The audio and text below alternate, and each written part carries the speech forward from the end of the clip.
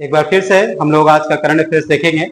रोज की तरह आज भी बहुत ही इंपॉर्टेंट क्वेश्चंस हैं और काफी महत्वपूर्ण करंट अफेयर्स के प्रश्न हैं, तो उनको हम लोग डिटेल के साथ विद एक्सप्लेनेशन हम लोग देखेंगे। तो पहला प्रश्न है कि हाल ही में किन देशों के बीच संयुक्त सैन्य अभ्यास, है ना, क्या हुआ था? संयुक्त सैन्य अभ्यास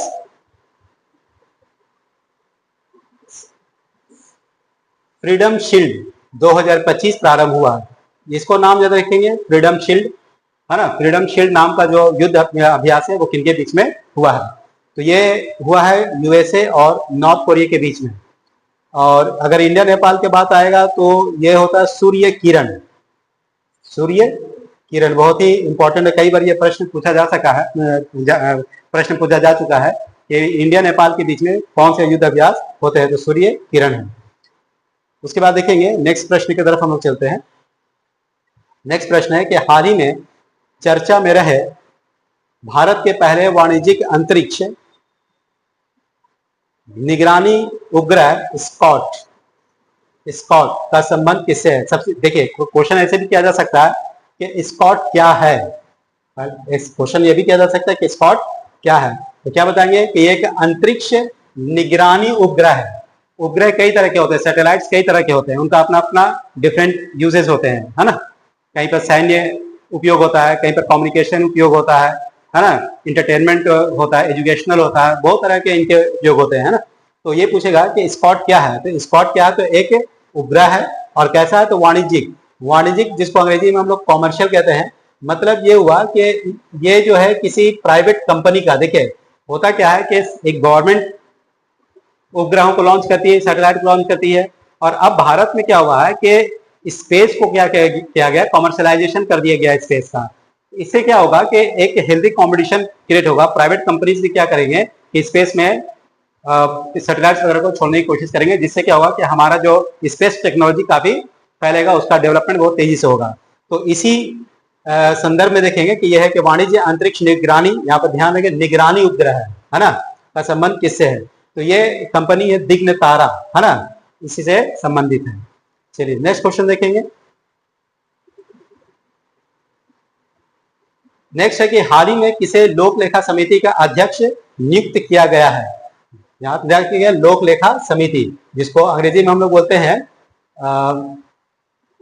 पब्लिक अकाउंट कमिटी कह सकते हैं, है ना। और ये असल में केसी वेणुगोपाल, असल में लोक लेखा समिति क्या है इसको समझेंगे। देखिए ये एक पार्लियामेंट्री कमेटी है, पार्लियामेंट्री कमेटी है ये, और इसमें 22 मेंबर होते हैं, टोटल होते हैं 22 मेंबर्स होते हैं। और तो इन्हीं के जो अध्यक्ष बनाए गए हैं, वो कौन बना है? केसी गोपाल। इसका काम क्या होता है लोक लेखा समिति का? तो ये करिए, लोक लेखा समिति जो है ये निगरानी करने का काम करता है ना। किसका निगरानी करता है? तो जो भी भारत सरकार के जो खर्चे वगैरह जो होते हैं, तो उसका जो है वो क्या करता है कि निगरानी करता है। ठीक है, ये होता है लोक लेखा समिति। और याद रखिएगा कि लोक लेखा समिति के जो हेड होते हैं, जो अध्यक्ष होते हैं, वो अपोजिशन पार्टी से बिलोंग करेंगे। अपोजिशन पार्टी जो होता है वो इससे बिलोंग करते हैं। ठीक है, चलिए नेक्स्ट क्वेश्चन देखेंगे कि Tapti basin mega recharge project इसके बीच जल सुरक्षा बढ़ाने के उद्देश्य से शुरू किया गया था, है ना। तो जो क्वेश्चन है वो क्या है? ताप्ती बेसिन से किया जा रहा है, ताप्ती बेसिन, है ना। तो जाहिर सी बात है कि ताप्ती बेसिन कौन सी नदी पर होगा? तो ताप्ती नदी पर होगी, है ना। और ये जो है महाराष्ट्र और मध्य प्रदेश के बीच में ये किया गया है। ठीक है, तो अब यहां पर से एक सवाल ये किया जा सकता है कि ये जो ताप्ती है इसके बारे में थोड़ा सा हम लोग देखते हैं। तो देखेंगे कि जो ताप्ती नदी है इसका उद्गम एरिया जो है वो कहां से है? तो इसका जो उद्गम है वो है मध्य प्रदेश का बैतूल जिला, है ना, के मुल्ताई नामक स्थान है। यह नदी पूर्व से पश्चिम यानी कि ऐसे बहती है भारत के, है ना, और ये जाकर के महाराष्ट्र से होते हुए जो है सो आगे बढ़ती है। और कहाँ गिरती है? तो याद रखिएगा खंभात की खाड़ी में, है ना, खंभात की खाड़ी में। देखिए एक सवाल ये भी हो सकता है कि कच्छ की खाड़ी भी होती है ना। तो कहाँ गिरती है? तो आपको कंफ्यूजन हो सकता है कि कच्छ की खाड़ी में भी, लेकिन याद रखें खंबात की खाड़ी में जाकर मिलती है। और बहुत इंपॉर्टेंट कि सूरत बंदरगाह जो है वो इसी नदी के मुहाने पर है। ये भी एक बहुत बड़ा शहर है सूरत, है ना, और बंदरगाह सूरत बंदरगाह भी है। चलिए नेक्स्ट क्वेश्चन देखेंगे। कह रहा है नरेटिव्स ऑफ द बेंच अ जज स्पीक्स, किताब किसके द्वारा लिखी गई? बुक से, आपको पता है कि बुक से बहुत सारे प्रश्न आते हैं, तो इसमें से एक किताब है नरेटिव्स ऑफ द बेंच अ जज स्पीक्स, है ना। ये किताब जो लिखा गया है, ये जो पूर्व जस्टिस हमारे रहे हैं एम रमन्ना, ये मेरे हिसाब से 48 से सीजीआई रहे थे, है ना।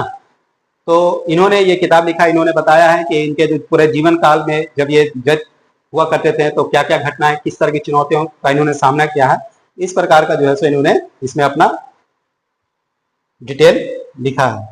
उसके बाद देखेंगे नेक्स्ट क्वेश्चन जो है हमारा,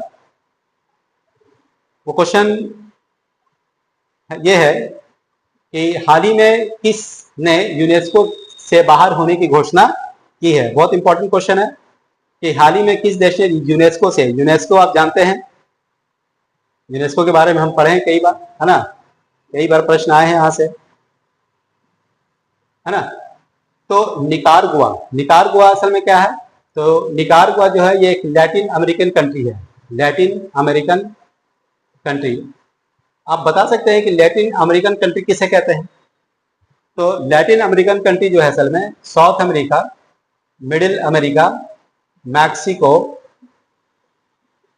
और कैरेबियन जो कंट्रीज हैं, इन सब को मिलाकर के हम लोग लैटिन अमेरिका कहते हैं, ठीक है।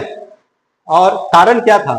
तो असल में क्या हुआ था कि यूनेस्को ने एक पत्रकारिता पुरस्कार दिया था, है ना, जिसका नाम था गिलार्मो कैनो प्रेस स्वतंत्रता पुरस्कार। ये भी याद रखेंगे, यूनेस्को एक पुरस्कार देती है ना, पत्रकारिता के क्षेत्र में, जिसका नाम है गिलार्मो कैनो प्रेस स्वतंत्रता पुरस्कार 2025। तो ये दिया गया था लॉ प्रेस, जो निकारागुआ का जो एक पेपर था, यानी कि न्यूज एजेंसी थी, जिसका नाम था लॉ प्रेस, है ना, अखबार, उसको दिया था, जिसे नाराज होकर के निकारागुआ ने क्या किया कि यूनेस्को से बाहर हो गया। इससे ये पता चला कि निकारागुआ जो है वो प्रेस की स्वतंत्रता को पसंद नहीं करता है, ठीक है। और अगर पूछेगा कि निकारागुआ की राजधानी कहाँ है, तो बताएंगे मानागुआ। यूनेस्को की स्थापना कब हुई थी? तो 1945। इसका हेडक्वार्टर कहाँ है? तो पेरिस में।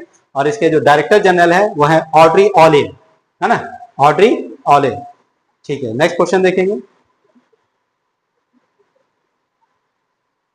कह रहा है हाल ही में किस देश में शतरंज पर प्रतिबंध लगा दिया गया, है ना।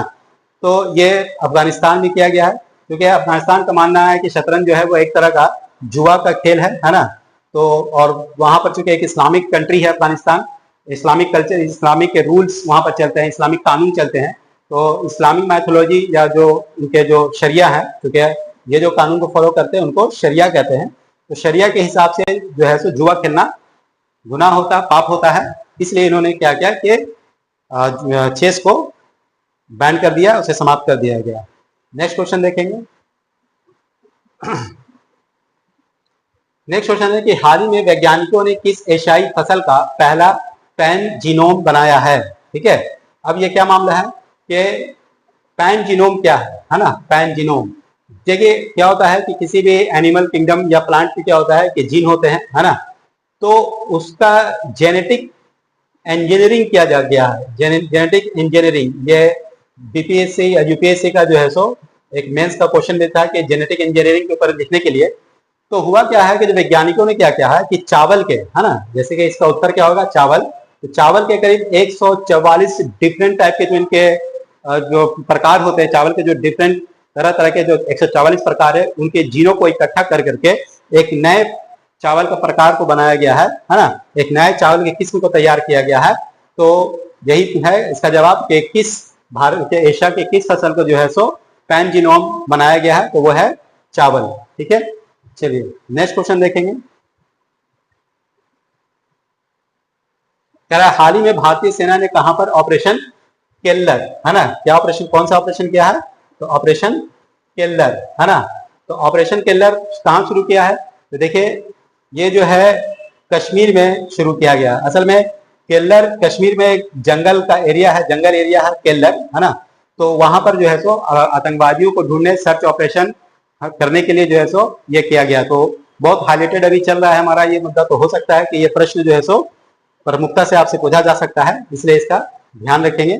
नेक्स्ट क्वेश्चन देखेंगे, या ऐसे भी पूछ सकता है कि केल्लर के जंगल कहाँ पर है ना, अगर आप इससे थोड़ा सा हट करके प्रश्न करने की कोशिश की जाएगी तो। चलिए नेक्स्ट क्वेश्चन है हमारा कि भारत में पूरी तरह से सौर ऊर्जा से संचालित होने वाली पहली विधानसभा कौन सी है? तो ये दिल्ली विधानसभा है। इसका जो उत्तर होगा वो क्या हो जाएगा? दिल्ली विधानसभा। ठीक है, तो इस तरह से हमारा आज का भी करंट अफेयर समाप्त होता है। धन्यवाद।